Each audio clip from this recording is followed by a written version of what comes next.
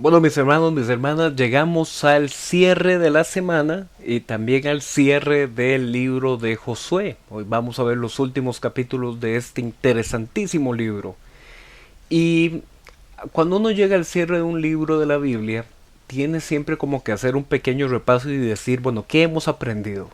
¿Cuáles han sido las lecciones que nos ha dejado este libro?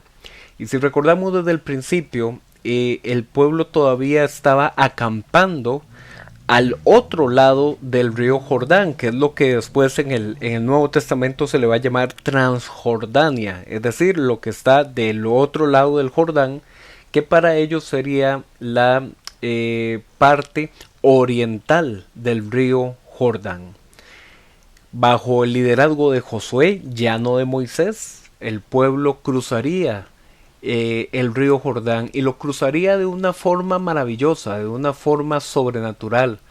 El Señor frenaría cuando las aguas, cuando el pueblo encabezado por el arca del pacto pusiera pie sobre el río detendría su corriente y ellos podrían pasar en seco. Esta era una forma de decirle a esta nueva generación, así como Dios estuvo al lado de Moisés en el pasado para que el pueblo cruzara el mar rojo en seco, ahora ustedes también están cruzando el río Jordán en seco. Todos estos eran elementos vivenciales para que el pueblo tuviera una experiencia de decir Dios está con nosotros. Y posteriormente comenzamos a ver cómo el pueblo llegó primero a la tierra de Jericó y conquistó esa ciudad de una forma también sobrenatural. No fue con ejército ni con espada, sino con su Santo Espíritu.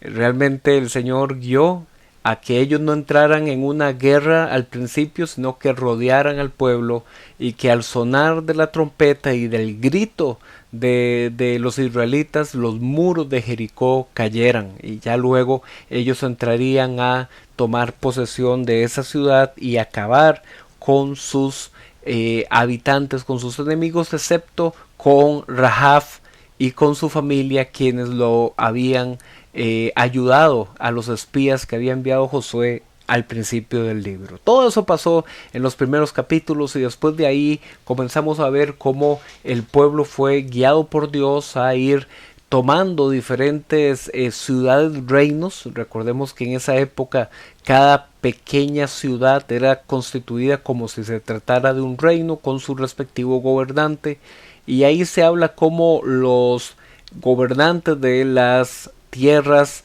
montañosas centrales de Canaán y hacia el sur de Canaán, ellos establecieron coaliciones para enfrentarse a los israelitas, pero aún así el Señor les dio la victoria. Después de ahí continuaron hacia el norte, donde también el Señor entregó a sus enemigos en sus manos. Y toda esta parte estaba dentro de lo que conoceríamos como la campaña de Israel en Canaán para hacer la toma de la tierra.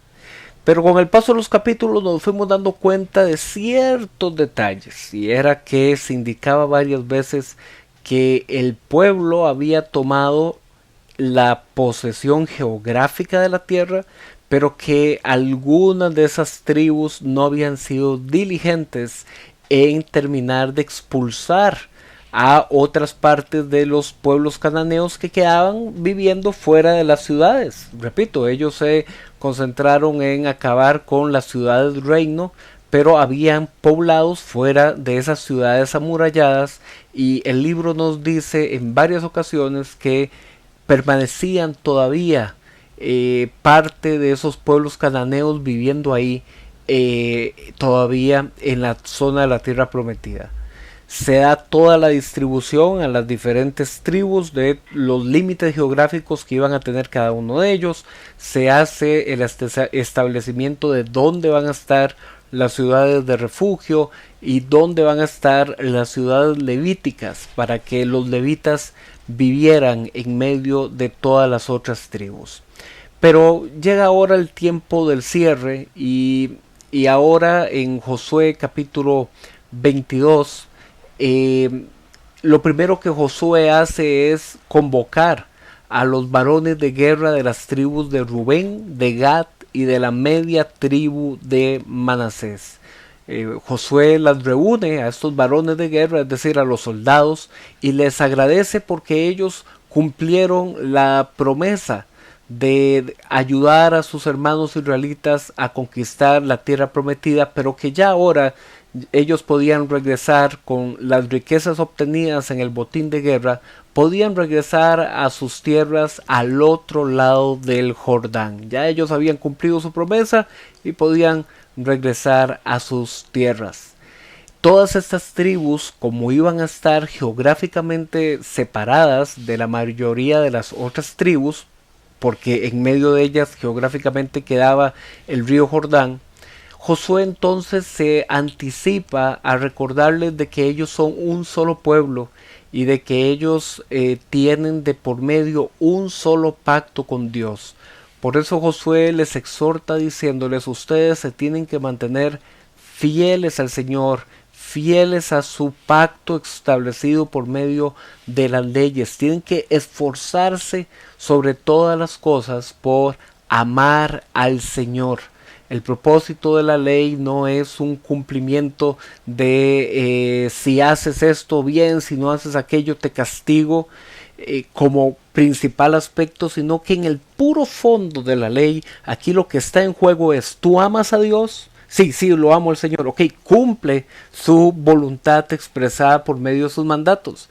Pero si dejas de cumplir esa voluntad expresada por medio de los mandatos, lo que estás demostrando es que tu corazón se está apartando de la fidelidad y del amor a Dios. Por eso es que la ley era más bien como un puente educativo, era como una forma didáctica para que el pueblo supiera que en el fondo de todo esto se trata de amar a Dios con todo el corazón, de conducirse con Él con reverencia y servirle de todo corazón.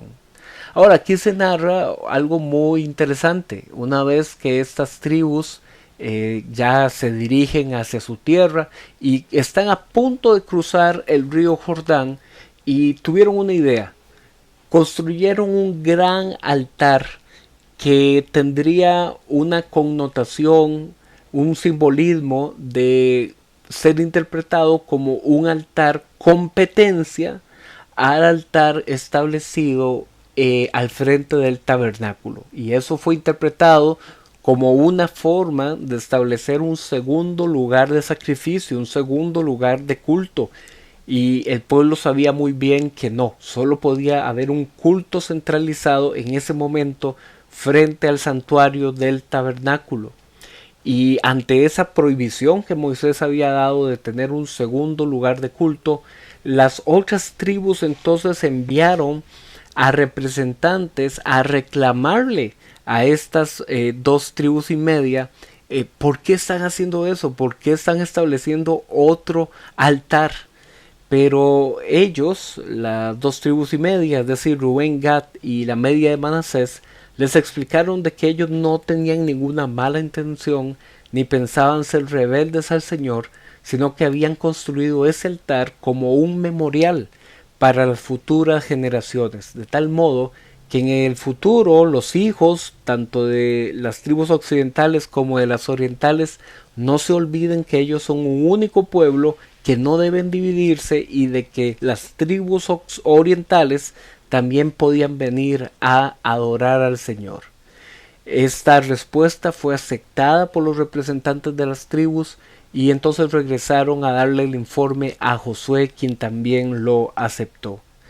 En Josué capítulo 23 nos encontramos con un discurso de despedida que Josué dirigió hacia los representantes del pueblo, recordándoles que la tierra ya había sido repartida, pero que ellos debían de acabar de tomarla, de conquistarla. Por eso Josué les recordó que no deben mezclarse con esas otras naciones y pueblos cananeos, que no deben adorar a sus dioses, sino que deben permanecer fieles al Señor. Pero si ellos se mezclaban con los cananeos restantes en la tierra, entonces el Señor no los iba a expulsar. sino que más bien esos otros pueblos, esas otras naciones, se iban a convertir en una trampa para ellos. Porque así como el Señor ha cumplido plenamente sus buenas promesas de bendición, si ellos le daban la espalda, el Señor también iba a traer calamidades ante ellos, incluso llegarían a perder la tierra. Josué capítulo 24, el último capítulo de este libro, nos presenta que después de estas cosas Josué volvió a convocar a los líderes del pueblo, pero esta vez lo hizo en la ciudad de Siquem. Recordemos que Siquem estaba establecida en medio del paso del monte Gerizim y el monte Ebal, es decir, ahí donde ellos habían también recibido instrucciones de mantenerse fieles al Señor. Y entonces desde ahí Josué les hizo un repaso de la historia de Israel desde la época de Abraham hasta la época de Moisés y cómo Dios les había entregado la tierra de la promesa. Por eso deberán mantenerse fieles al Señor para servirle con integridad y con lealtad, tener veracidad delante del Señor. Ellos tienen que decidir si van a servirle al Dios verdadero o si le van a servir a falsos dioses. Y ahí es donde viene una de las frases más famosas de este libro, donde Josué, después de que los desafíe, les dice: bueno, ¿ustedes a quién le van a servir? Josué dice: por mi parte, mi familia y yo vamos a servir al Señor Todopoderoso. O como diría otra versión, mi casa y yo serviremos a Jehová. Es un versículo sumamente conocido y está aquí en el discurso de despedida de Josué.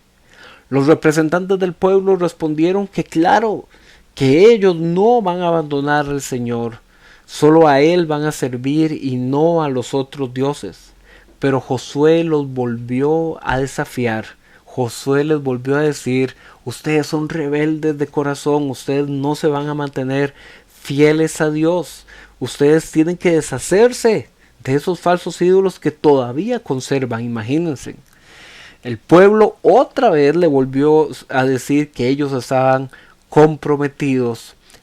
Por tercera vez le estaban diciendo a Josué que ellos se iban a mantener fieles a servir a Dios. Ante esta respuesta, Josué estableció una piedra que sirviera como un testigo generacional de que ahí en Siquem esta nueva generación estaba renovando el pacto con Dios y de que ellos estaban asumiendo ese compromiso de servir y obedecerlo solo a Él.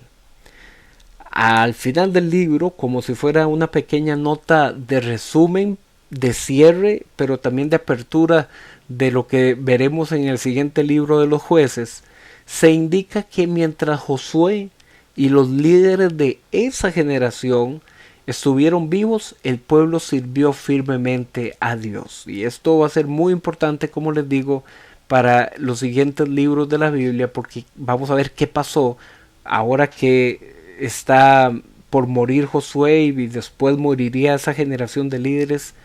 ¿Qué va a pasar cuando se levante una siguiente generación? Eso lo vamos a ver a partir de mañana en el libro de Jueces. El libro cierra mencionando que Josué moriría a los 110 años, él sería sepultado en la tierra que había recibido. También se menciona la muerte del sacerdote Eleazar, el hijo de Aarón, y también se menciona que los restos de José que habían sido traídos desde Egipto también fueron enterrados en la tierra que le correspondería a su padre Jacob. Así es que con esto damos cierre a este libro de Josué, sumamente interesante, que nos recuerda algo muy importante: mantenernos fieles al pacto con el Señor, que no es un pacto basado en simples reglas de cumplimiento y no cumplimiento, sino que es un pacto basado en amar a Dios de todo corazón, temerle y solo servirle a Él. Nos vemos mañana.